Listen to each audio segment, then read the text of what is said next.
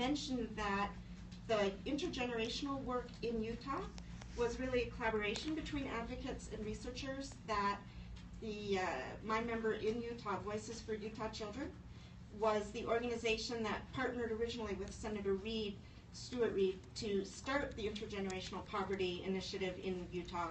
They authored and published the first report before they handed it off to the state of Utah, and then the state hired Voices employee, or Lincoln says stole, to run the initiative at the Department of Workforce Services, and they continue to be involved. They serve on the IGP's advisory board. I think it's noteworthy because we often think that what happens is the research comes first and then the implementation, and one of the wonderful things about what Dr. Gibbs is going to talk to us about is that sometimes the advocates can create the opportunity to do important research, and then we can go from there. So Dr. Gibbs, if you would come up and join us here.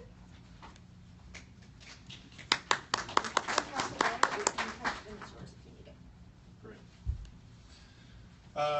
I am an assistant professor. In a month, I'll hear back if I get tenure or not. So I'm really hoping something special happens here today and it gets communicated to BYU. Just send an email. Just say, hey, there's a great guy I just met. He deserves a tenure track job in your university. I am so excited to present what is happening in Utah. And I love just hearing about some of your backgrounds, because I just think there's a lot of positive energy when you think about prevention, when you think about early childhood. And I think there's just a lot of hope that there is a lot of science that helps us realize there's work for us to do. And so I'm not going to spend a lot of time thinking about all of best practices or good policy that we should implement. Rather, I want to think about an approach to take what we know about all these policies and to actually implement them in a very messy local and state level political system. Okay, so what I want to introduce is how Utah, of all places, got Democrats and Republicans together, academics and policymakers at all levels, to coordinate their efforts to solve a problem. And it's 5 years in the making, and we still have a lot of work to do, but I just want to share where we are right now. So to get started, 5 years ago there was a report on NPR, a local NPR affiliate about this this bill that was going to be passed in Utah in 2012 about intergenerational poverty. And I heard it on the radio. One of my students heard about it, and he and I went to this conference, and we got to meet the senator and others who were pushing this bill forward. And the bill essentially made this argument, that not all poverty is the same. Now, for those of you who are very well aware of poverty issues, this simplification is bad reductionism, but just go with it for a second, that there's two kinds of poverty, and that's really where the Utah story got started. It was this idea that there's two kinds of poverty. Intergenerational poverty, and I've heard a lot of this, and there's kind of a movement towards thinking about two-generation or second-gen solutions. Intergenerational poverty is poverty that spans across 2 or more generations.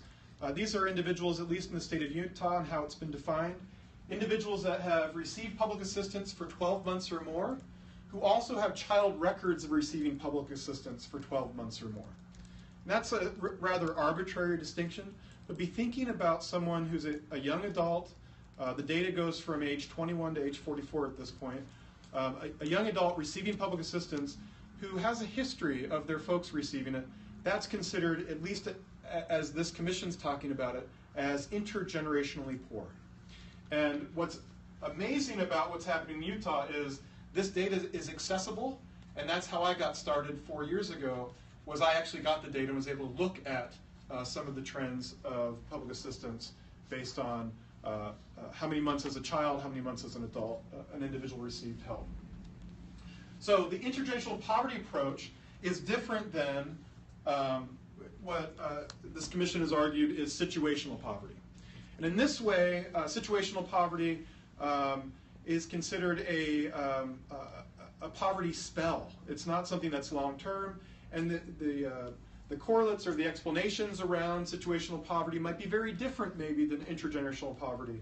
That there's exogenous shocks to someone's life, illnesses, divorce, significant burdens or problems. And in this way, as the commission's kind of made this argument and talked about it, the state does actually a really good job at addressing these kinds of needs. And the state agencies are well prepared to kind of tackle these issues. Yet intergenerational poverty might have a different set of needs and programming required. Okay, so that's the basic premise of how this got started. I will say that part of this bill brought together a lot of different agencies to tackle intergenerational poverty. So the main goal of this commission was every year to collect data on intergenerational poverty and assess the data. It wasn't a commission set up to say, here's a solution. And I think that's critical, because I want to make an argument that what Utah's trying to do is ask a question and see how much data they can acquire before they try to answer that question. I think that's a very different approach in political cycles where you want the question, you want the answer. But this commission allows a little bit of breathing room to actually kind of get a sense for what's going on in Utah. And that's something that brings academics, I think, into the circle, and that's how I got involved. So this commission was formed with agency leaders from the Department of Workforce Services, Health and Human Services, the Department of Education, and a couple others. This commission is setting 5- and 10-year goals to break the cycle of poverty in Utah. I am part of the sub-advisory committee that is a panel of experts in their field that advise the commission and help them actually translate their goals into actionable strategies at the local level. So for me, I'm an early childhood education expert. Others include a rabbi, includes a clinical psychologist. There's a whole group that's diverse that offers direction and opinion based on their backgrounds. It very much is a group level effort. A peek at the data, what they're able to find. Of all adults aged 14 to or 21 to 44, of all adults, they have at least a year. 25% have at least a year of receiving help as a child, meaning their parents got public assistance in any form. So a quarter of Utah's public assistance population may have a different kind of poverty than the other 3/4. And likewise, of those second generation public assistance recipients, there's a third generation at risk of also potentially needing assistance through public programs. And then these other kids would be considered maybe the second generation if they grow up and receive public assistance. I will say something about Utah. Utah has one of the lower, there's a storm raging outside. It's good we're in here. Utah has one of the lower rates of child poverty in the state or in the country. And what's I think important about that is Utah potentially has some resources to kind of tackle child poverty in a way that might be unique. And Utah is different in ways that there's a strong faith community there that could have a different kind of effect on understanding child poverty. But nonetheless, there's a lot of resources and volunteerism and nonprofit energy in Utah that the argument I think the commission and the goal of this intergenerational poverty statement is maybe we can actually move the needle in ways that are meaningful. As you can imagine, in every state, there's poverty rates that are different, and often it's in rural places, and sometimes in cities you'll see higher poverty rates. Here you can find poverty rates greater than 40% of children at risk of remaining in poverty like their folks. And this is actually where the commission has gone.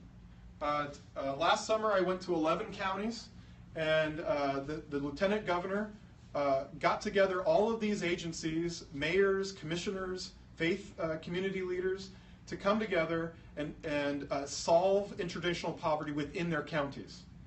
Now again, this isn't a solution, it's an approach. I think the approach is often sometimes just as critical as the solutions we can list. And part of this approach is Each of these counties know their people.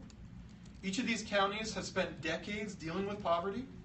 And around this idea that intergenerational poverty deserves, I think, extra energy to understand and break that cycle, it's animated a lot of interest that wouldn't otherwise be there by having a political leader come and organize these groups, these commissions in counties to actually develop plans, which are due actually this summer, to develop a plan for their own counties. So I'm also part of the Utah County Commission as well. So I can speak to what I've noticed locally as local leaders are trying to get together and coordinate their efforts, often in very difficult ways, to address poverty. So the goal, as stated, is to reduce the number of Utah families in the cycle of poverty. There's benchmarks at 5 and 10 years. We're currently at 5 years. And so the benchmark is not about solving poverty. The benchmark right now for the Commission is about coordinating efforts among agencies. And you probably all know about this problem. We work in silos. I think if we spent some time here talking to each other, we realize we have a lot in common and a lot we could do together to address poverty. That is the biggest problem in Utah. It's not that we don't have solutions or we don't have pilot programs that we could test. It's that it's difficult to coordinate agencies. So it's difficult to coordinate agencies at the state level. So the Department of Education, the Department of Workforce Services, they have data to coordinate, but that takes memorandums of understanding, legal documents. It takes a whole lot of coordination from researchers. It is difficult, and it requires leadership to incentivize making those kind of connections. So the first goal is to coordinate to then, in 10 years, really move the needle on poverty in Utah. As I mentioned, this began with a legislative mandate in 2012. If you want to read more about the history of how this got started, there's a handout here. You'll see intergenerational poverty on the front of the handout. On the next page, it talks about, in 2012, what initiated this initial bill that put into law the ability for someone like me, an academic researcher, to look at public assistance data in the state of Utah. So this bill set up the commission and set up the possibility of collaborative research. Now, we're on the 5th annual report, and I think you might be interested to kind of see the progression of what we've learned with the data.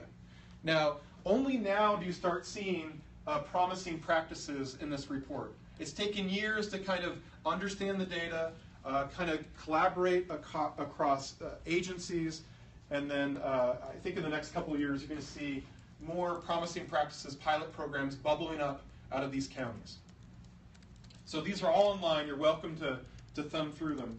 Now I know you're not interested in Utah per se, but I think you might be interested in how Utah, like any state, is trying to coordinate very different agencies to solve a very well-articulated problem. As I mentioned, there's 5 and 10-year goals set up. I think what's important about the long-term vision of a 10-year goal is it's longer than any political cycle. There's credit being given to this commission for addressing poverty and taking methods that sometimes have long-term outcomes into consideration.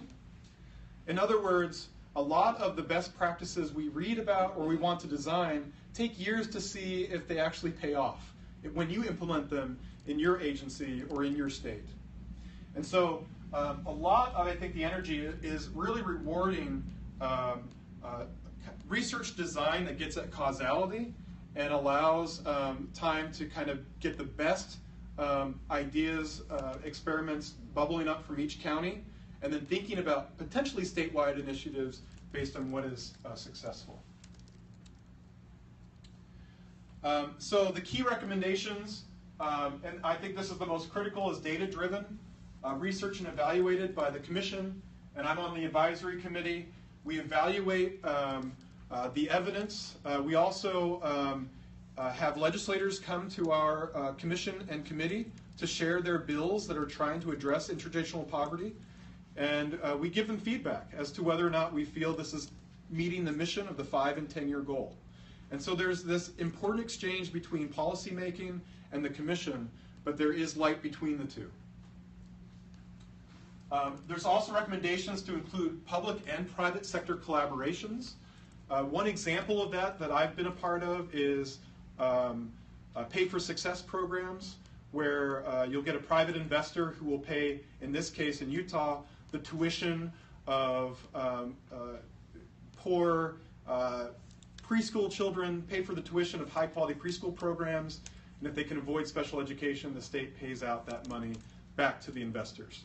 I have a lot more to say about that if you're interested. There's been some bumps along the way, but that's an example of kind of this innovative environment where the commission wants to reward these kind of novel collaborations.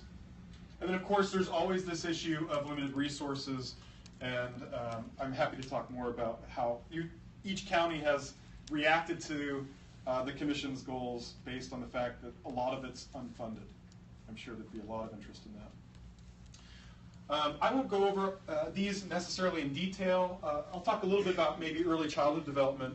But the commission's identified 4 key areas to break the cycle of poverty. And the commission's focus is not on parents.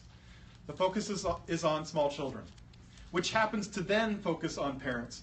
But this is actually what's created a very bipartisan, sometimes nonpartisan approach, is that Democrats and Republicans across agencies can agree that children deserve the most resource and attention as possible. And that's actually led to a lot of surprising bills that have passed through the Utah legislature that in my very naive mind would have said, oh, I think a liberal Democrat wrote that. You find that, and maybe it's because Republicans dominate in the legislature in Utah, very seemingly progressive policies simply because the focus is on children, and all of the debates about culture of poverty disappear pretty quickly when you're looking at a 5-year-old, a 3-year-old, a 2-year-old. At least that's been my experience as kind of an outsider watching this process. So around child development, child well-being, of course you have cognitive and non-cognitive development, you have health outcomes, educational outcomes, and then of course at the family level, some degree of socioeconomic stability. So because early childhood is really what I research, I'll just highlight just this one area. And I don't need to rehearse this to anyone here. We've got experts in the room that are well-versed in the first 3 years of life, 0 to 3, well-versed in ACEs, or adverse childhood experiences, and know probably a lot about class differences in parenting, the number of words kids are exposed to, the number of directives that parents or child receive. We could spend some time talking about that, but this is just a sampling of kind of how the commission's thought about some of the research. And then the 5-year goal, as I mentioned, is to align services. It's not to solve poverty. It's simply to make alignment across services. And then a 10-year goal is to really move the needle on helping disadvantaged kids be developmentally prepared for kindergarten. That's just one example of how one of these key focuses of child well-being translates into a 10-year goal. And of course, early child development becomes the foundation of thinking about a child's proper development throughout the life course. And so they've developed this really nice house. And I think it shows a more holistic approach to understanding the ecology of child development. So with that, you find different agencies being requested to kind of develop their own goals and develop their own data to meet those goals. So each agency has a job to do. And it's really animated a lot of the research analysts' kind of interest in producing reports. They actually care a lot about this issue, and they attend these meetings interested in showing what their agency can show about each of these areas. So what was most critical in 2012 was defining the problem. Then in 2013, it was actually identifying all the many variables you could collect through the state. As some of you may know, the Department of Workforce Services collects a whole lot of data. It's actually pretty surprising how much they collect. I'd say about 1/10 of it is usable, but still, it's a lot of really interesting data, from homelessness to crime rate or incarceration to emergency room visitation. There's a lot of information that's uncoordinated, probably in your state, that could be coordinated. And then, of course, aligning commission agencies to actually share that data. And then we're just becoming able to actually identify the gaps between what disadvantaged kids, their outcomes look like with advantaged kids. And we're in an exciting, I think, new stage of the commission to begin to start identifying the real problem. But notice it takes 5 years to get there, and that's well beyond most political terms. I talked about sharing data across agencies, but really a bottom-up approach. It was a lieutenant governor that really took this on, and he visited each of these rural counties that had the highest rates of child poverty, and led the way to let them tell him what the solution should be. And I traveled to all of those, and it was just incredible to see just how different their needs were, and how I think, I don't know the best word, flattered they felt that they were recognized for their decades of work, and that they're recognized as probably more expert than a state-level politician on these issues. It was a lot of positive energy around that summer. And so these were the current counties that have been involved. Each of these is developing their own set of goals to meet and their own strategies for addressing poverty due this summer. And you'll probably be able to read those as they come out. Utah County, we just met last week, and we had an outside consultant come in to teach us how to talk to each other. And we did this little thing where we had maybe you've done this a lot, where you have you write out ideas and then you vote on which ideas are the best, and that's new to me. Faculty don't talk to each other. We don't vote on stuff quite that way. But we learned a lot about how to coordinate our agencies, and we hired an outside expert to do that. If you want to learn more about intergenerational poverty, please take a peek on the website. There's a whole lot of information there, including a slide deck that's a modification of this one. Contact me. I don't get very many emails from people actually doing engaging, interesting work. It's mostly students wanting to get 3 extra points on their quiz. This is the kind of stuff that I want to do research. This is why I do research, and so any kind of interaction with me, I would love to be an asset to you and your organization and help you kind of see what we're up to in Utah, and I think that is it. Oh, by the way, on the report, there's evidence-based programs, not unlike the list we have of just clearinghouses that the commission is borrowing from to kind of animate new policy ideas going forward in Utah. Questions for me? We do have a few moments for questions. So I'd just like to congratulate you and your peers and colleagues on the wisdom of identifying a 5-year period to do the alignment piece, because from my experience at working at the state level on complex issues, I think that's probably a minimum amount of time. Right. And it just doesn't happen that often, and people think that they can move through that phase so much more quickly than is actually real to really embed something that's going to last.